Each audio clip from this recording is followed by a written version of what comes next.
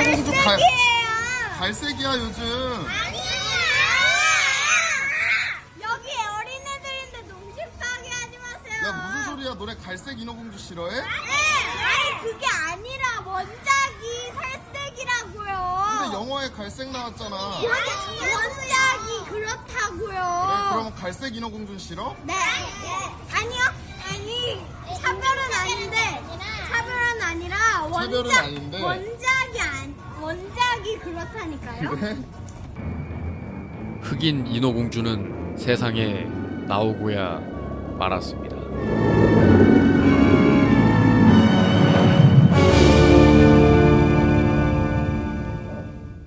인어공주, 정말 말도 많고 탈도 많았던 그런 작품이었습니다. 4년 전부터 아주 뜨거운 감자였죠. 그리고 마침내 개봉을 했습니다. 굉장히 허탈했고요. 뭔가 많은 기대를 하지는 않았습니다만 많은 추측을 했고, 이 작품이 어떻게 나오게 될 것인가에 대한 분석과 그런 것들을 많이 했었지만 그 모든 걸 비껴나가고 피부색만 바뀌었다 정도에 그쳐서 너무나도 실망스러운 작품이었습니다. 자, 그러면 여러분들이 궁금하실 거는 영화가 어떻게 나왔냐겠죠. 거두절미하고 바로 영화 이야기를 좀 해보도록 하겠습니다. 일단 첫 번째, 에리얼과 친구들, 그리고 그 친구들의 비주얼적인 부분들에 대해서 먼저 얘기를 해보도록 하겠습니다. 애니메이션에서 나왔었던 그 과장된 의인화가 사라지고요. 실제 생물들의 모습을 그대로 재현함으로써 여러 가지가 삭제되었습니다. 원래라면 지느러미가 팔의 기능을 하고 막 눈도 이렇게 과장되게 달려있고 입도 있고 그래가지고 캐릭터 같은 그런 느낌이 강했었는데 그냥 생선되고 개되고 그냥 새가 됐어. 그냥 개새가 됐어. 자, 그래서 여러 가지가 삭제가 되었는데 첫 번째로 음악회가 사라졌습니다. 왜일까요? 지느러미로는 음악 연주를 못하니까요. 손으로는 할 수 있는데 지느러미로는 못하는 거야.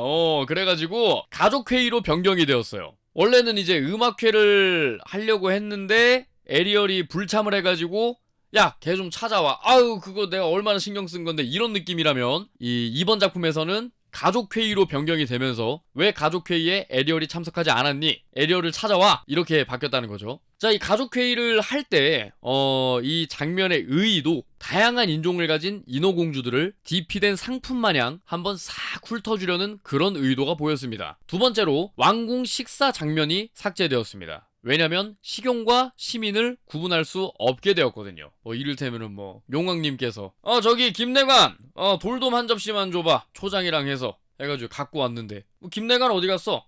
죄송합니다. 회를 치고 보니까 김내관이었습니다. 이런 상황이 생길까봐 그냥 식사 장면을 없앤 것 같아요. 키울 거랬잖아! 그래서 이 실사화를 통해서 등장인물들이 맛있어 보이는 해산물들이 되었어요. 사실 예고편과 공개된 클립만 봐도 대강 알 수 있겠지만 플라운더가 영화 내에서 무트로 올라와 말할 때마다 잉어킹처럼 팔딱팔딱 튀면서 말을 막 하는데 진짜 존나 싱싱해 보이거든요. 제주도 횟집 가면은 식탁에 한 접시씩은 꼭 있을 법한 그런 비주얼입니다. 이 회를 떠달라는 듯이 파닥거리는 걸 보고 입으로 눈물을 삼켰어요. 특히 세바스찬은 수율 개 지릴 것 같은 비주얼.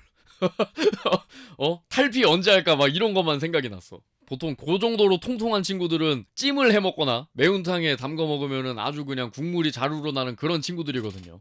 그런 이유로 동화적인 느낌이 전혀 없고 아쿠아리움을 관람하는 느낌입니다. 개 중에 인어 옷을 입은 흑인 여자가 이쁜 척 존나 하면서 약간 어떤 느낌이냐면 이효리의 유고걸 표정 있죠. 그건 진짜 이효리 씨가 이쁘시잖아. 얘는 아니거든. 그래서 그 표정을 막 따라해. 막 되게 치명적이고 자기는 막 이렇게 되게 발랄하고 예쁘다라는 그런 표정을 존나 지으면서 아쿠아리움 가보신 분들은 아실 거예요. 1시, 3시, 5시 밤마다 하는 그 정기 공연 그거 보는 느낌? 인어 옷을 입은 흑인 여자가 정기 공연을 하는 그런 느낌이야. 아쿠아리움 내에서 하는 거 있잖아. 그리고 또 전반적으로 존나 어두워. 이것도 내가 봤을 땐 아쿠아리움의 고증을 살린 게 아닌가 이런 생각이 들었고요. 자, 그리고 에리얼과 에릭에 대해서도 한번 살펴보도록 하겠습니다. 자, 인어공주의 가장 중요한 부분이 뭐냐면 이 두 사람이 사랑에 빠지게 되는 과정입니다. 여러분들도 아시다시피 원작에서 왕자가 에리얼에게 사랑에 빠지게 되는 계기는 외모입니다. 외모 원툴이에요. 맞잖아. 말도 못해. 바디랭귀지를 막 그렇게 잘하는 편도 아니야. 그럼 뭐야? 외모 하나밖에 없단 말이야. 그렇다면 이분에게 사랑에 빠지게 되는 과정은 어땠는지 알아보도록 하겠습니다. 자, 원작은 왕자가 공주에게 인간 생활의 양식을 알려주면서 신부감으로 눈독 들이고 있었다면, 이번 작은 반대로 공주가 왕자에게 바닷속 물건들의 사용법을 알려주는데, 이때까지만 해도 반한다거나 그런 묘사가 없어요. 뭔가 감정적인 교류가 있긴 한데 신부감보다는 전우의 느낌이 강합니다. 왜냐면 왕자랑 공주가 정식으로 마주할 때를 보면 알 수 있어요. 일단 왕자가 성에 데리고 온 게 아니야. 그럼 어떻게 왔냐? 공주가 발을 얻고요, 목소리를 잃죠, 수면 위로 이렇게 막 헤엄쳐서 올라올 때 어부의 그물에 걸려가지고 해산물처럼 올라온단 말이야. 미역이랑 막 이렇게 엉켜가지고 구분이 안 가. 다 좀 이렇게 색깔이 비슷해가지고. 그래서 어부가 이제 건져 올린 다음에 아이고 이 불쌍한 애구나, 옷 좀 입으렴 하고 왕궁으로 데려가서 씻기고 입히고 한단 말이지. 그렇게 왕자랑 공주가 처음으로 마주하게 되는데, 이 왕자가 에리얼을 보고 편히 쉬세요. 아유, 고생 많으셨네. 이러고 나가버린단 말이야. 그러다가 이제 골동품을 모아놓은 창고 같은 곳에서 물건 사용법을 알려주면서 친해지는 그런 느낌인 거거든요. 이게 첫눈에 반해서 성으로 데려간다는 제작진도 양심상 시도를 못한 건지, 아니면 메시지를 바꾸고 싶었던 건지는 모르겠지만 이런 식으로 각색이 되어 있어요. 근데 어부의 그물에 잡혀서 씨발 이게 좋은 각색이었는지는 도무지 모르겠어. 즉 첫눈에 반한 게 아니라 두 사람 간의 사랑이 커져가는 사건들을 여러 가지 집어넣고 그 사건들을 집중적으로 비춰주려고 영화 내내 노력하는데, 여기서 문제는 왕자가 외모에도 반해. 정확하게는 흐릿하게 본 에리얼의 모습과 목소리를 되뇌이면서 얼굴이 예뻤다고 굳이 계속 언급해. 예를 들자면 뭐 비서 같은 사람이 있어요. 그 비서한테도 진짜 개 이쁘던데요. 잊혀지지가 않아요. 당장 찾아와요. 막 이러고, 엄마한테도 엄마도 보면 반한다니까요.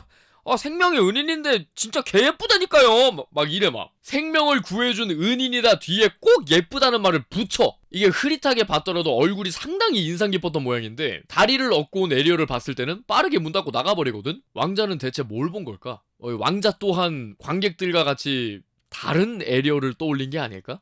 자, 그렇게 왕궁에서의 식사 장면 대신에 마차를 타고 시장에 가는 장면이 추가가 됐어요. 마차를 타고 가는 과정에서도 한번 해볼래요? 하고 에리얼한테 핸들을 주니까 막 존나 폭주 기관차처럼 마차를 몰아. 막 지나가던 사람들 치이기 일보 직전에 다른 마차 다 부수고 다녀.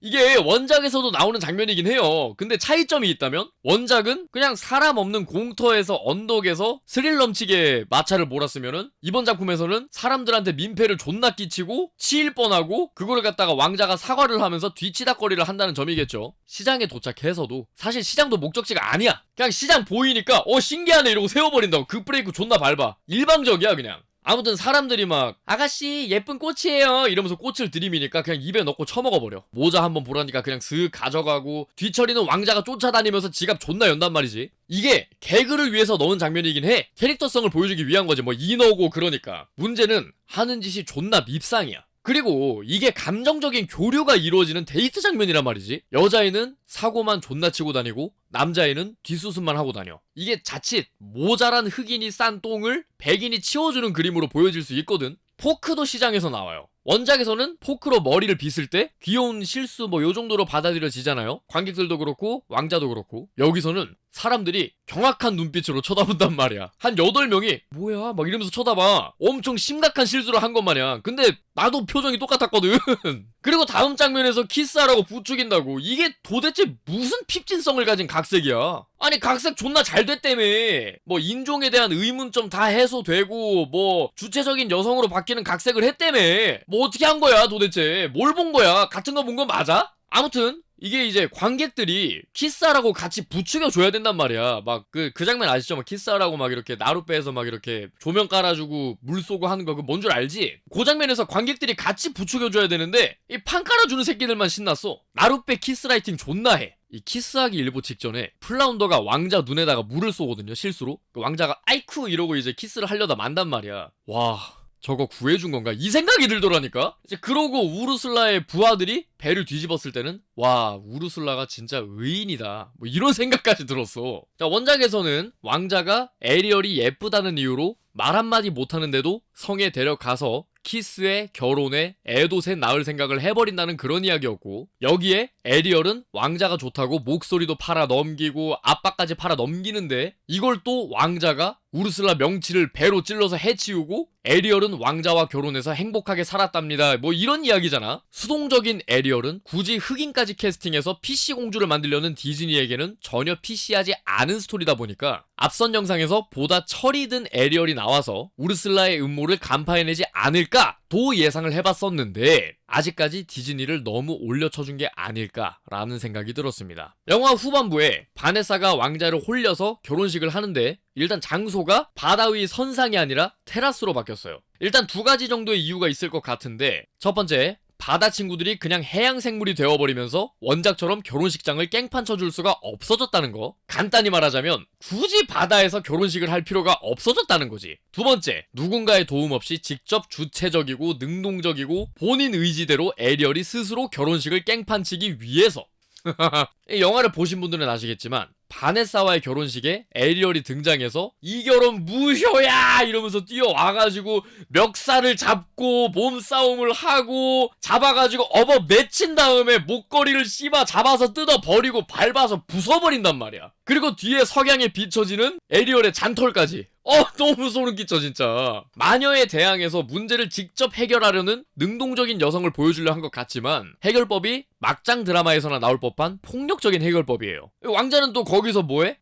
당신이 에리얼이었군요 하면서 그냥 호달달달 하고 있어. 사실 왕자도 얘가 그 흐릿한 기억 속의 그 에리얼, 그니까 자기 비서에게도 엄마에게도 막 예쁘다고 자랑했었던 그 사람이랑 같은 사람이 맞나? 이거에 대해서 적잖이 당황했을걸요? 무튼 다음, 삼지창을 얻어서 막강한 힘을 가진 우르슬라의 명치를 뚫어서 처치한다는 것까지는 원작과 똑같은데 이때 조타를 에리얼이 잡고 있다는 거. 왕자는 이때 뭐 배를 어느 쪽으로 돌려, 뭐 조타를 돌려! 국 있잖아! 이러면서 훈수만 존나 두고 있고, 아니 분명 마차도 겨우 몰지 않았었나요? 이렇게 에리얼이 돋보이게끔 왕자의 역할을 많이 갖다 붙였는데 여기에 모자라다고 느낀 디즈니는 새로운 인물을 추가했으니 흑인 왕비 엄마가 나와. 이야기에는 전혀 필요가 없는 인물이에요. 단지 디즈니가 보여주고 싶은 장면들을 연출하기 위한 용도로 쓰여지는데 아들이 백인이잖아? 근데 흑인 엄마한테서 어떻게 백인이 나와? 혼혈이면 몰라도. 그래서 입양하라는 설정을 넣었어. 진짜 다리 밑에서 좋아왔어. 뭐 에리얼 왕자 커플로는 모자랐나봐. 아무튼 이제 왕자가 에리얼을 찾겠다고 하니까 막 나가지 말라고 말려. 집사는 앉아서 걔 맛있게 밥만 처먹어. 왕자가 막 엄마 나 그 여자 찾으러 갈 거라고. 그러니까 엄마가 아들아 네가 벌써 배만 8척째 부쉈다. 이제 철 좀 들 때 되지 않았니? 아니 견문을 넓히는 거잖아요. 말라리아 치료제도 가져왔었는데. 그래서 그거 어디 갔니? 네가 말아먹은 배 안에 있지 않니? 물고기가 말라리아 걸리는 애들이니? 너도 이제 국정을 좀 신경 쓰고 채통을 좀 지키거라. 그랬더니 집사가 옆에서 아이 그래 아이 그만 대들고 밥 먹어. 오늘 김치찌개 맛있게 됐더라. 그리고 왕자가 결혼할 때도 엄마한테 허락을 받는데 엄마마망 나 완전 이쁜 여자 봤어. 뭐 이딴 식으로 여친 소개를 해. 이제 왕자가 바네사와 결혼을 하겠다고 하니까 어머머머 어디서 이런 예쁜 아이를 데리고 왔니? 내 후임으로 딱이구나. 어머머머머 뭐 이러는데 에리얼이랑 결혼을 하겠다고 하니까 그래 네가 행복하다면 됐다. 트라이튼도 한번 살펴보겠습니다. 여전히 가부장적인 인물이긴 한데 와이프가 인간에게 죽어서라는 이유가 생겼어요. 근데 엄마가 등장을 안 해서 흑인인지 아닌지는 몰라. 일단 여전히 딸을 사랑하고요. 딸내미들 인종이 다양해. 히스패닉 1명, 흑인 2명, 동양인 1명, 백인 2명, 뭐 딸들이 7대양 각 지역 바다를 관할하고 있다는 그런 설정이야. 그에 맞게 인종이 다양하대. 그래서 우리는 트라이튼이 남봉군 새끼가 아닐까라고 추측을 했었죠. 하지만 엄마가 1명이야. 이것도 입양인가봐. 모르겠다 잘. 원작보다 인간에 대한 적개심이 상당한 인물로 나오고요. 딸들에게 매번 인간이 엄마를 죽였기 때문에 야만적인 존재들이다 라고 얘기를 해줍니다. 계속 인간들은 원작과 달리 돌고래만 봐도 인어인 줄 알고 작사를 쏘고요. 그래서 인간과 인어가 사실상 전쟁을 치르고 있는 그런 사이로 그려지죠. 약간 와칸다 포에버에서 와칸다랑 탈로칸 같은 그런 관계인 거지. 그럼에도 에리얼의 결혼을 승낙하고 화해하는 과정은 원작과 똑같습니다. 그마저도 어색한 게 에리얼이랑 왕자가 결혼을 해가지고 원래는 원작은 뭐야 웨딩 선박이었잖아. 근데 웨딩 나룻배로 바뀌었어. 되게 소박해졌단 말이야. 출발하려고 하는데 뒤를 보니까 인어 종족이 물 위에서 떠 있으려고 손을 막 휘적휘적거리고 있거든요. 손을 휘적거리면서 머리가 둥둥 떠다니는 트라이튼이 있거든. 아 제발. 그리고 마지막에 우르슬라의 마법에 의해서 힘을 잃는다는 이야기였는데 여기서는 전기 뱀장어에게 사망하는 것으로 변경되었습니다. 그렇게 재가 되어서 바닷속으로 사라지거든요. 화장을 시키는 거죠. 이제 그러고 에리얼이 우르슬라를 무찌른 다음에 삼지창으로 아빠를 되살려. 야 엄마 왜 안 살려? 트라이튼 남봉꾼 맞네 미친 새끼가. 아니지 남봉꾼보다 더한 새끼네 이거. 딸아 살다 보니 혼자가 편하더라. 삼지창에 대해선 말하지 말거라. 대신 결혼을 축하해주마. 이러고 수많은 인어가 막 결혼을 축하해주는데 뭐 백인, 흑인, 황인 인어 막 존나 애매한 새끼들까지 다 축하해줘요. 그러고 끝나. 아니 영화에 교훈도 없고 메시지도 없고 남는 건 뭐 불쾌함? 아 제발 엘리멘탈은 이렇게 안 나왔으면 좋겠어. 2019년부터 4년간 오늘만을 기다려왔습니다. 누가 봐도 어울리지 않는 상식적이지 않은 캐스팅 소식에 다들 하고 싶은 말을 삼키고 나와봐야 한다. 왜 인어공주가 흑인이 되면 안 되냐? 흑인 아이들은 좋아하던데 이거면 된 거다. 왜 애들 보라고 만든 거에 어른들이 더 난리냐? 저는 꾸준히 비판을 해온 만큼 인종차별주의자다. 외모지상주의자다. 심지어는 뭐 원작에는 인종 묘사가 안 되어 있으니 상관없는 건데 공부나 좀 하고 다뤄라 등등 속칭 깨어있는 분들의 의견이 주류를 이뤘었습니다. 사실 주류라고 하기에는 그냥 대다수의 사람들이 말을 아꼈다고 봐야죠. 영화의 스틸컷이 공개되었고 풍문으로 글로만 전해지던 소식이 시각화되는 순간 사람들은 온갖 불만과 우려를 쏟아내기 시작했습니다. 그리고 영화가 나온 지금 그 우려와 불만은 현실이 되었어요. 2008년에 윌 스미스가 슈퍼맨의 캐스팅을 거절하면서 백인들의 영웅은 좀 냅두자 라고 얘기한 바가 있습니다. 에리얼은 단순히 백인들만의 공주, 우상이 아니라 미국 내에서 흑인만큼 심한 차별을 받던 아일랜드계 진저 헤어들의 공주이자 우상이었습니다. 너네 아일랜드 20년 동안 인어공주 했으니까 이제 그만하고 흑인 줘! 과연 누가 차별을 하고 있는 걸까요? 지금까지 김채호의 필름 찍기의 김채호였습니다.